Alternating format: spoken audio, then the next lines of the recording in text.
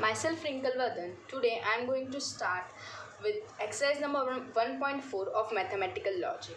In this exercise we are going to study about conditional statement. The other name for conditional statement is implication. The symbol for implication, that is conditional statement, is this.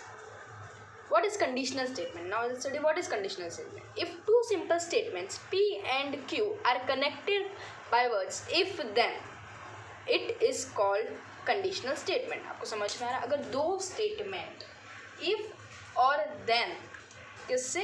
If और then इस word से joint हो रहे हैं तो हम लोग उसको बोलेंगे कंडीशनल स्टेटमेंट. अगर आपको पूरे सेंटेंस में किधर भी इफ और देन दिखाई दे रहा है तो उस सेंटेंस में ये वाली सिंबल आ जाएगी. आपको समझ में आ रही है? जैसे हम लोग ने दूसरे लॉजिकल कनेक्टिव्स पढ़े, एंड, और, नेगेशन, वैसे ये भी एक लॉजिकल कनेक्टिव्स है जिसका नाम है कंडीशनल स्टेटमेंट. समझ में आ रहा है? तो ऐसे हम लोग इसको रीड कैसे करते हैं? देखो, P इम्प्लाइज Q.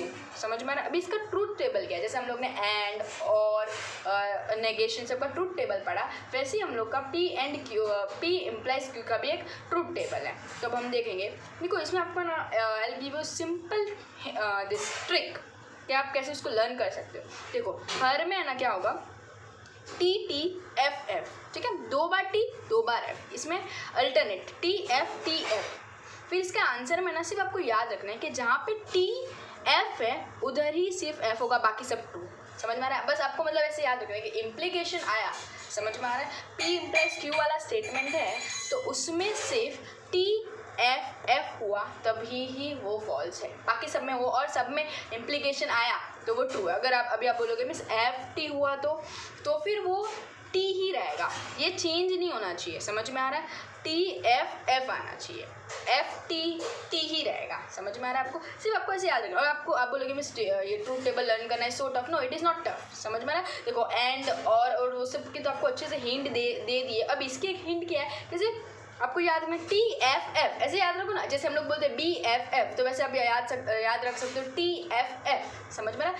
TF और थर्ड वाला भी F. समझ में आ रहा है? अब हम लोग इसके एग्जाम्पल्स देखेंगे. तो हमारा फर्स्ट एग्जाम्पल है, if Rome is in Italy then Paris is in France. ठीक है, तो पहले हम लोग इसको देखेंगे कि इसके सिंबॉलिक फॉर्म कैसे लिखते हैं. तो हम लोग पहले लेट करेंगे. पहले हम लोग को पहले से थोड़ी क्वेश्चन में दिया हुआ है PQ, तो हम लोग को पहले लेट करना है. Let P Rome is in Italy. तो आपको है ना पहले इफ देन ये सब वर्ड आपके इसमें आंसर में यूज़ नहीं करना है. समझ में? इसमें हम लोग डायरेक्टली सिंबॉलिक फॉर्म में लिखेंगे. तो पहले हम लोग लेट करेंगे रोम इज़ इन इटली. फिर Q क्या आएगा? Paris is in France. समझ में आ रहा है? फिर इसका सिंबॉलिक फॉर्म इज़ क्या? P implies Q. समझ में आ रहा है? अब हम लोग देखेंगे कि P ट्रू है क्या. अभी इसकी ट्रूथ वैल्यू पूछी हम लोग को, तो पहले हम लोग देखेंगे is P true? Rome is in Italy. Yes, it is in Italy, तो P is true. Q Paris is in France. Yes, Paris is in France, तो Q is true. Therefore T implies T equals to T. हम लोग ने हमारा truth table देखा ना, T हुआ तो आंसर क्या आएगा? T. तो ऐसे ही हमारा आंसर क्या आया? T implies T equals to T. समझ में आ रहा है?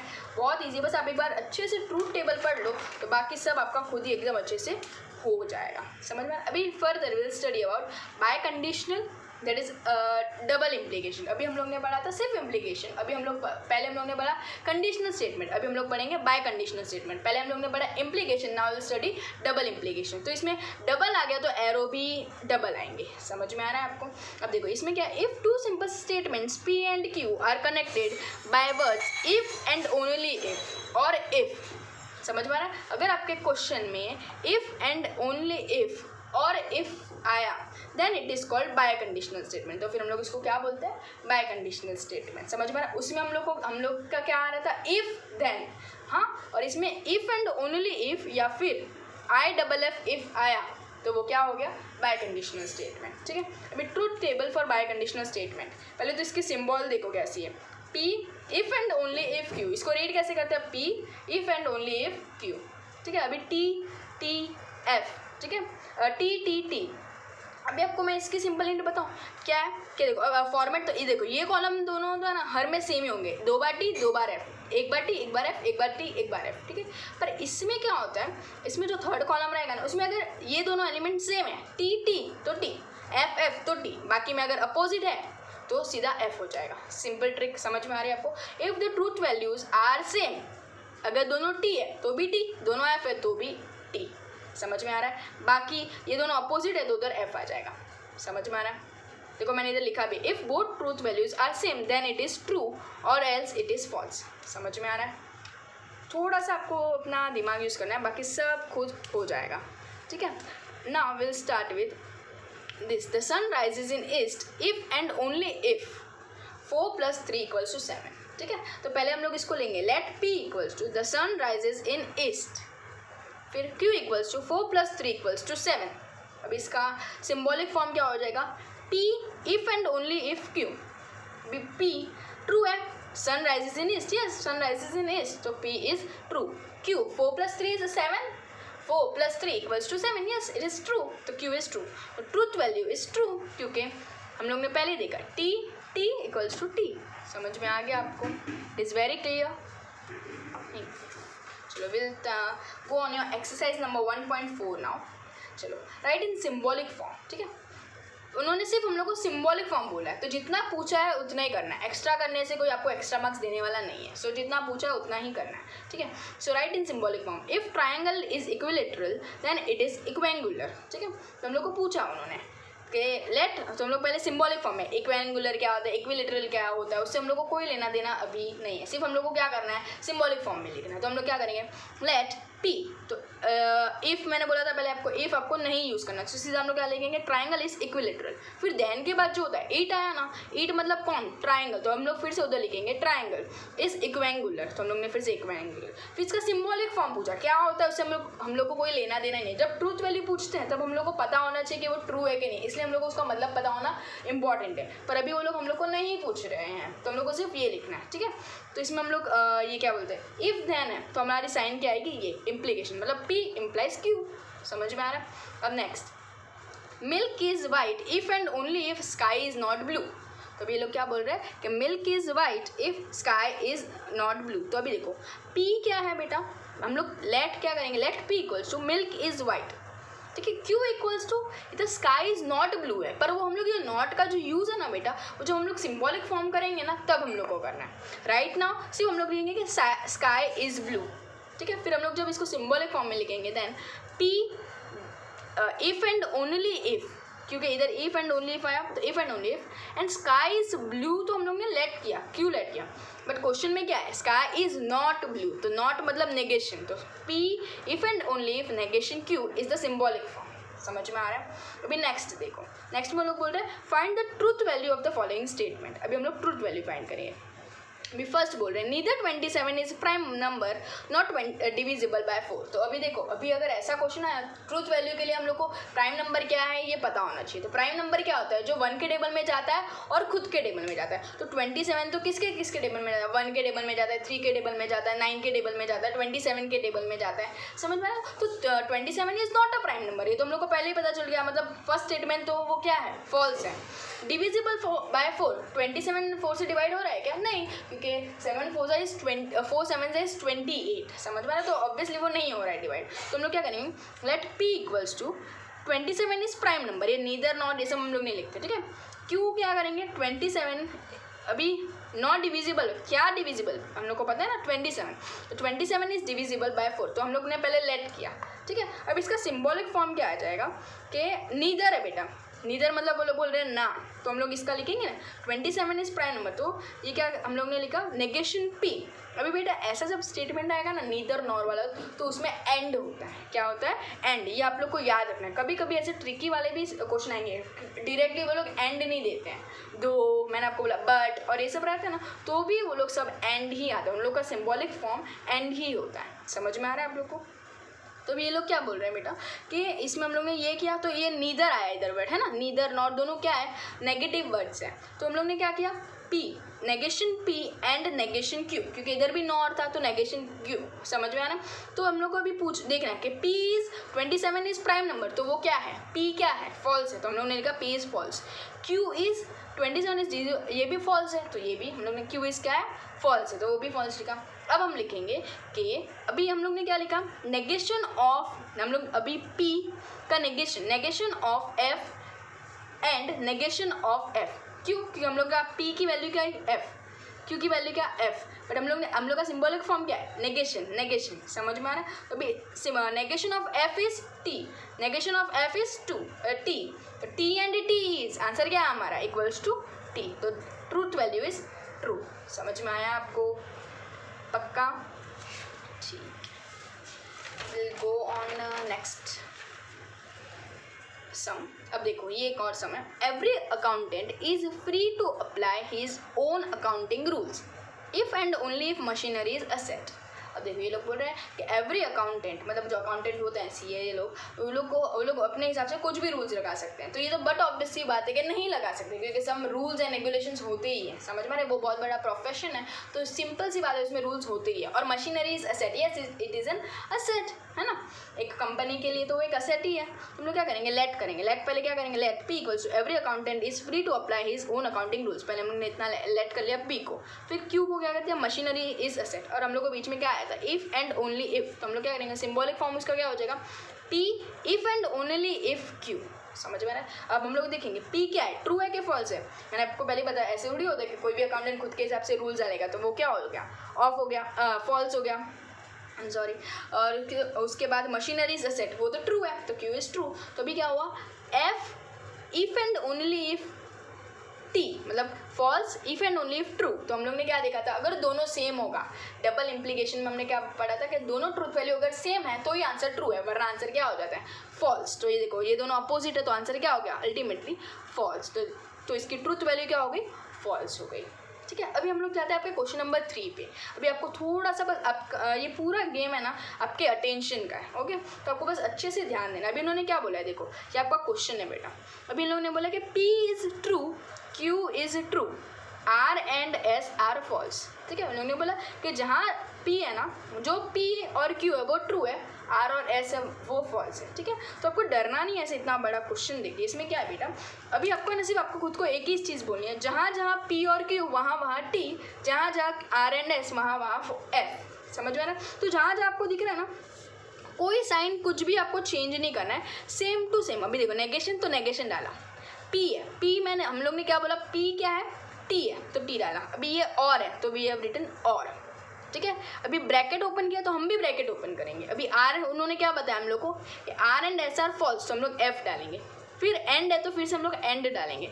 एस क्या है फॉल्स है, तो वी हैव रिटन एफ, समझ में, दैट इज फॉल्स। फिर ब्रैकेट इन्होंने क्लोज किया तो हम भी क्लोज करेंगे। फिर ये स्क्वायर ब्रैकेट क्लोज किया तो we will also close square bracket, okay. फिर उन्होंने फिर से क्या डाला एंड डाला, तो हम भी एंड डालेंगे। फिर नेगेशन डाला तो हम भी नेगेशन डालेंगे। फिर से इन्होंने भी है ना क्वेश्चन में ब्रैकेट ओपन किया तो हम भी ब्रैकेट ओपन करेंगे। फिर स्क्वायर ये सर्कल ब्रैकेट डाला तो हम भी डालेंगे। फिर आर क्या है हमारा एफ है, तो हमने भी एफ डाला। फिर एंड है तो हम लोग भी क्या लिखेंगे एंड। फिर नेगेशन है तो हम भी लिखेंगे नेगेशन। एस क्या है हमारा एफ, तो हम भी एफ डालेंगे, ठीक है। फिर ये एंड है तो हम लोग भी इधर क्या लिख देंगे एंड। फिर ये क्यू क्या है टी है, तो हम लोग ने इधर क्या लिख दिया टी। फिर हम लोग ने क्या ये भी ब्रैकेट क्लोज कर दिया, ठीक है। अभी आपको थोड़ा सा अपना दिमाग लगाना है बेटा। अभी ये ना पहले हम लोग हमेशा स्मॉल ब्रैकेट सॉल्व करते हैं, ठीक है। तो जैसे जैसे भी नेगेशन है तो वैसा नेगेशन नेक्स्ट लाइन में यू विल राइट। उसके बाद स्क्वायर ब्रैकेट ओपन करोगे, फिर टी लिखोगे, फिर और है तो और लिखोगे। पहले मैंने क्या बोला आपको स्क्वायर ब्रैकेट सॉल्व करना है। क्या सॉल्व करना है आपको पहले स्क्वायर ब्रैकेट, तो हम लोग क्या करेंगे स्क्वायर ये स्मॉल ब्रैकेट सॉल्व करेंगे। तो एफ एंड एफ, ये एंड की साइन है, एफ एंड एफ दोनों भी काम नहीं हुआ तो क्या आएगा आंसर इज एफ, समझ में आ रहा है। फिर ये आ जाएगा फिर से इधर एंड की साइन आ गई, ठीक है। फिर ये नेगेशन है तो नेगेशन डाल दिया। अभी एफ फिर वापस से स्क्वायर ब्रैकेट ओपन करना है। उसके बाद ये छोटा वाला ब्रैकेट मतलब स्मॉल ब्रैकेट आपको सॉल्व करना है। एफ एंड नेगेशन एफ, तो बेटा पहले नेगेशन एफ है ना उसको पहले आप सॉल्व करो। Negation of F is what T, तो हम लोग ने पहले टी लिख दिया। उसके बाद ये ऐसे कैसे टी को भी कॉपी कर दिया। फिर नेक्स्ट लाइन में देखो फिर से नेगेशन है, पहले ना हम लोग ये वाले ब्रैकेट को सॉल्व करेंगे, इसलिए हम लोग पहले ये वाला पार्ट है ना वैसे का वैसे लिख देंगे, ठीक है। नेगेशन टी और एफ, फिर एंड नेगेशन, फिर क्या F and T, F and T. Answer एक हुआ एक नहीं हुआ तो क्या हो गया फॉल्स, क्योंकि एंड मतलब दोनों भी चीज़ें होनी चाहिए पर नहीं हुई तो एफ, ठीक है। इसका आंसर क्या आया एफ, और फिर हमने एंड लिखा और फिर ये ट्रू, इतना समझ में आ गया। उसके बाद नेगेशन ऑफ, ठीक है, नेगेशन ऐसे कैसे रखो, टी और एफ, टी और एफ, और आया मतलब एक होगा दूसरा नहीं होगा तो चलेगा।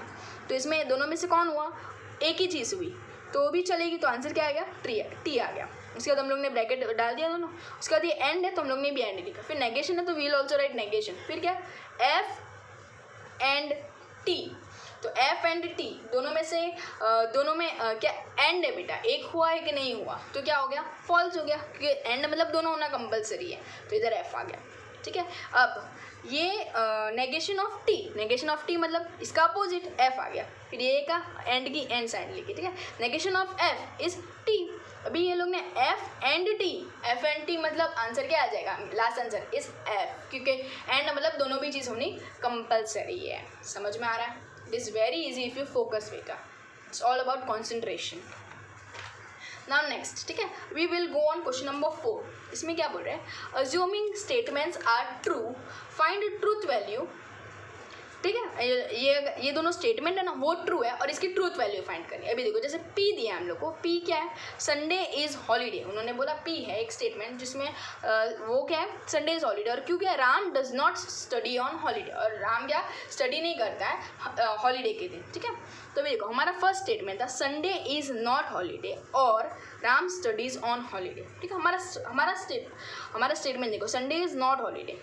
ठीक है, पर हम लोग का क्वेश्चन में क्या दिया, पी क्या है, संडे इज़ हॉलीडे, और हमारे क्वेश्चन में क्या है, संडे इज़ नॉट हॉलीडे। तो हम लोग को पी का क्या चाहिए, नेगेशन चाहिए। समझ में आ रहा है आपको, तो हम लोग को संडे इज़ नॉट हॉलीडे मतलब नेगेशन ऑफ पी, और की साइन है तो हम लोग और डालेंगे, राम स्टडीज़ ऑन हॉलीडे। तो बेटा इधर हम लोग को क्यू क्या पता है कि Ram does not study on holiday, तो हम लोग का आंसर क्या बन गया, नेगेशन ऑफ क्यू, क्योंकि क्यू का उल्टा करना है ना हम लोग को, तो नेगेशन ऑफ क्यू हो गया। समझ में आ रहा है। अभी हम लोग है ना इसका सिम्बॉलिक फॉर्म बनाएंगे। ठीक है, तो पहले तो हम लोग को जो क्वेश्चन में दिया ना बेटा पी क्यू, तो पहले पी क्यू लिखने का, क्योंकि पी क्यू का ही हम लोग नेगेशन बना सकते नहीं तो खुद से तो ला नहीं सकते। समझ में ना, और पी क्यू उन्होंने ऑलरेडी बोला कि वो लोग क्या है, ट्रू है। समझ में ना, तो पी क्यू दोनों ट्रू लिख दिया।